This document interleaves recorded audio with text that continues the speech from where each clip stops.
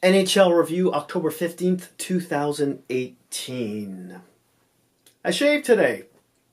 This is my face. As I was taking the last part of my chin here, the mirror just shattered. I don't know how you look at me.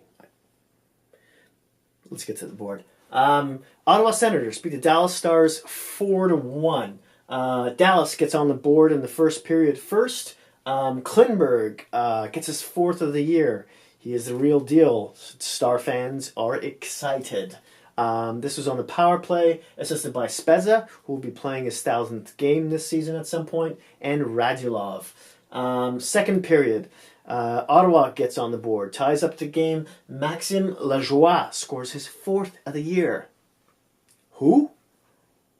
That's what I said. So apparently, Maxime Lajoie is a defenseman, 6'1", left with the left shot, Canadian who's 21 years old, who's playing in the Belleville of the AHL, who had last season had 15 points in 56 games. He was drafted in the 5th round in 2016. Who knew? Yeah. Keep an eye on him. In the third period, Tkachuk scores. Ottawa takes the lead. That's his third of the game, or third of the season, excuse me. Assisted by DeMello and Tierney, former San Jose Sharks who came across in the Carlson trade. Then Ottawa scores again. Boddicker gets on the board, his first of the season, also a former San Jose Shark, assisted by Duchesne with his second assist of the game.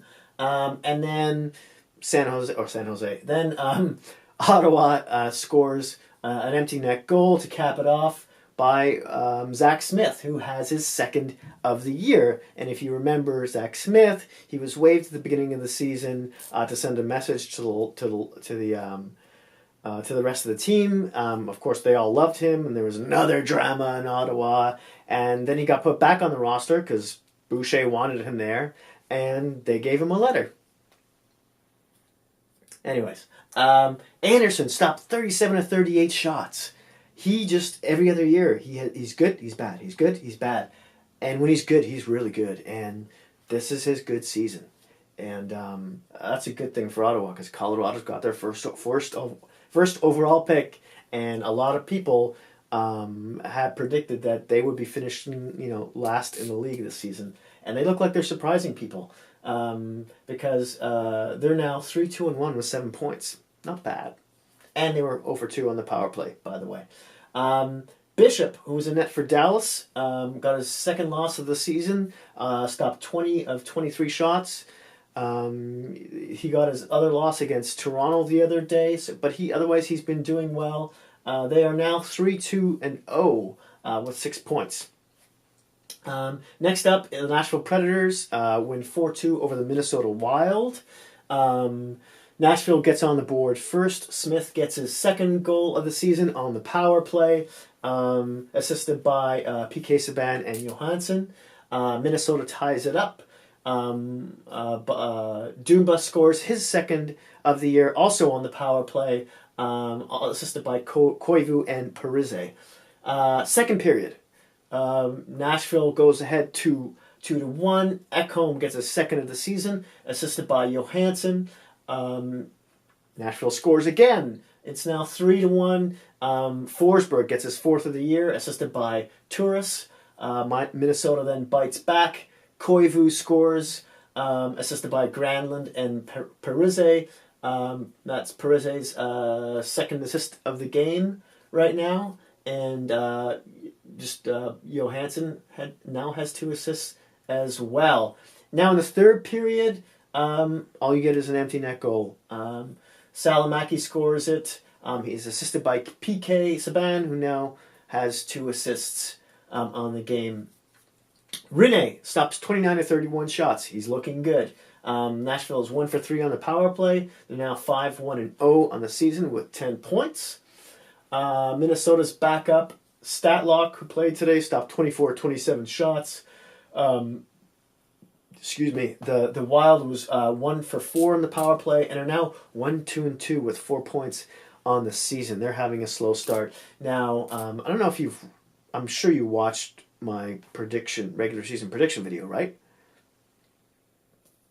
If you knew, I had Minnesota just making the playoffs, and yeah, I think I was the only one.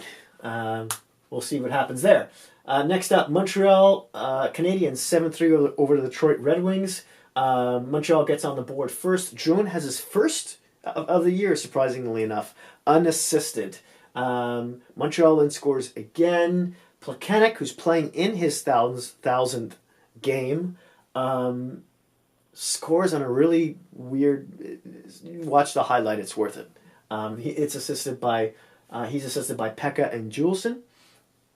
So that's 2-0. Detroit then gets on the board. Anastau gets his first of the season, which is surprising because I've seen Detroit play a few games so far and they skate. They're a very energetic team, and Anastau is just the Energizer Bunny out there, and I'm surprised to see this being only his first goal. In any case, Bertuzzi and Roenick assist him on that goal.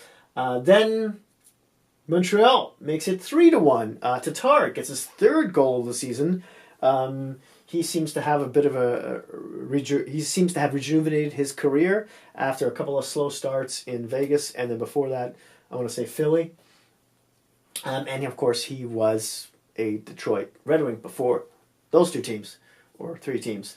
In the second period, Montreal opens up the scoring, makes it 4-1 now. Gallagher's third of the year, assisted by Tatar, his second point of the game, and Riley. They then score again. Hudden gets his second of the season, assisted by Pekka, his second assist of the game, and Petry. This is when Howard is pulled and Bernier goes into the net.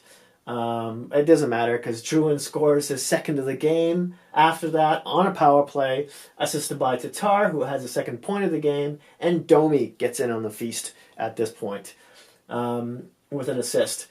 The third period comes around, and now it's now what, 6-1? 6-1. And now it's now 6-2. Anastau scores his second of the season and second of the game, assisted by Glendening and Nyquist.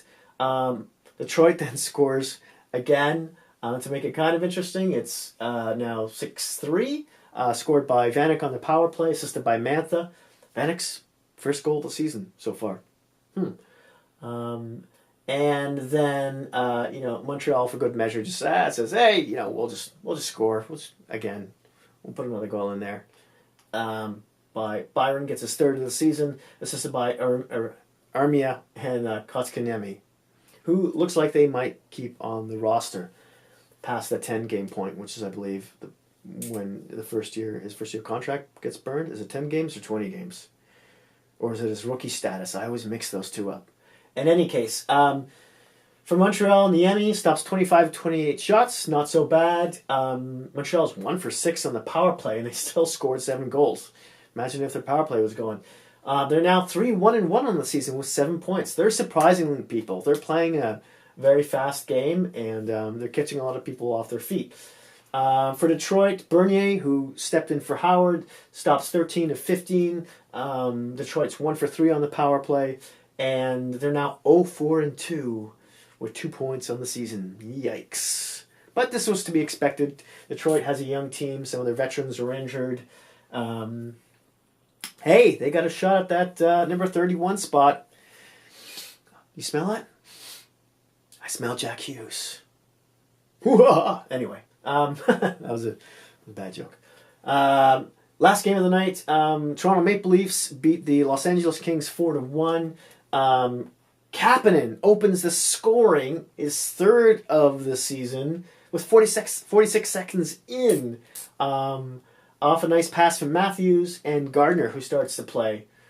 And then, Leafs don't let up. Marlowe gets his first of the season, which is a little surprising in itself. He's getting a bit of a slow start on the power play. That's the second unit power play that scored. And this is the second game in a row that second unit has scored. So now, not only is the first really good, but the second is starting to get on the groove too. You do not want to take a penalty against Toronto. Yeah.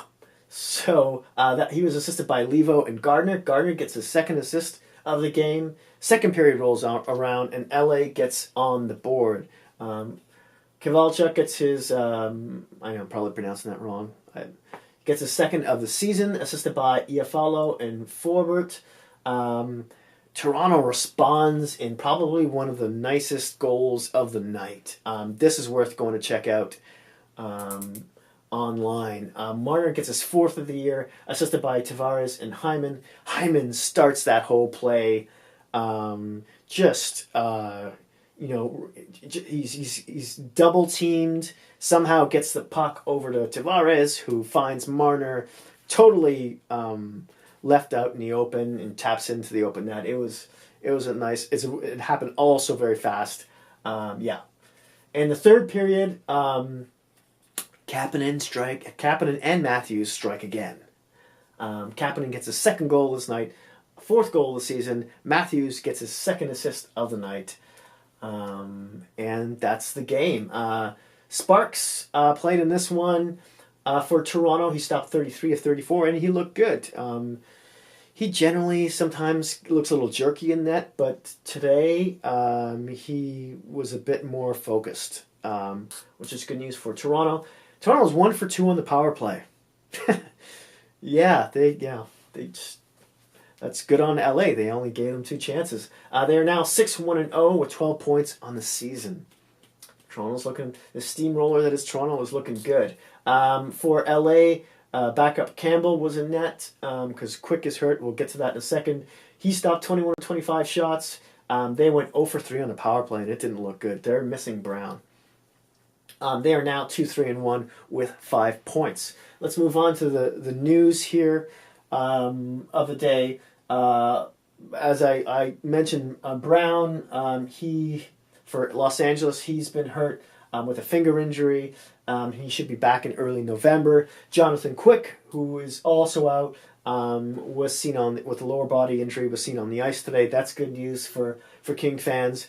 Florida defenseman Matheson was suspended for 2 games for his hit on Vancouver Canucks rookie Peterson. Sensational rookie Peterson. That should just be his first name. Sensational Peterson. He's the engine that drives that team right now. He's got he had 9 points in 3 games. He's now out with a concussion for at least 7 to 10 days. So that's not good news. Hopefully he'll be back in a short period of time. For Toronto, now, as you may have also noticed, Sparks, their backup, started today. Anderson, about midway through the day, was listed as day-to-day with a knee issue. Hence the panic starting in Toronto. Because Sparks is still unproven, an AHL unproven goalie in the NHL. But later, so Sparks was to start the game, and McAdam was recalled from the ECHL because Toronto's 2 AHL goalies, the starter was hurt, and the backup only has an AHL contract. It's not a 2-way contract, so they couldn't call him up. It had to be McAdams, who was starting for the Newfoundland Growlers of the ECHL, which is now Toronto's affiliate as opposed to the Orlando Solar Bears. Anyways, I don't know how many people care about that, but after the game, you may care about this. Babcock said Anderson was going to play Thursday against Pittsburgh. Mind games, anyone? I don't know. Maybe that was to get Sparks to... I don't know. Whatever. Now, speaking of Pittsburgh, their defenseman Justin Schultz, who was injured the other day in an awkward fall with Thomas Plekanec of the Montreal Canadiens, his leg got twisted in the completely wrong direction. It was gruesome to watch. He's now out for 4 months with a fractured leg. He had 4 assists in 4 games. They're going to miss him. We'll see who steps in his spot tomorrow, because they're playing tomorrow. And the last bit of news for tonight, the Vegas Golden Knights. Paul Stastny is out for 2 months with a lower body injury. This is not good news for them. He's their second line center, recently just signed as a UFA. He's been pointless in 3 games, but I heard an NHL reporter mention something interesting, which I should have picked up on, and it had to do with the new players, new big players that have gone to Vegas in Pacioretty and Stastny. Both of them sort of play a slower type of game, which doesn't go with the high pace, tight, hard forechecking game that Vegas was known to play last year. So, will those 2 players start playing that kind of game, or will that one, second line play more of a slower game? Will they play a different type of game than the rest of the team? We'll see how they fit into the whole puzzle here. But that's a big blow for Vegas. Now, the games that are coming up tomorrow on Tuesday, October 16th, are the Dallas Stars versus the New Jersey Devils, the Colorado Avalanche versus the New York Rangers, the Florida Panthers versus the Philadelphia Flyers. Lots of games here. The Vancouver Canucks versus the Pittsburgh Penguins, the Carolina Hurricanes versus the Tampa Bay Lightning. This looks like it'll be a very interesting game. The Arizona Coyotes versus the I almost said the Minnesota No Stars. I almost said it. The Minnesota Wild.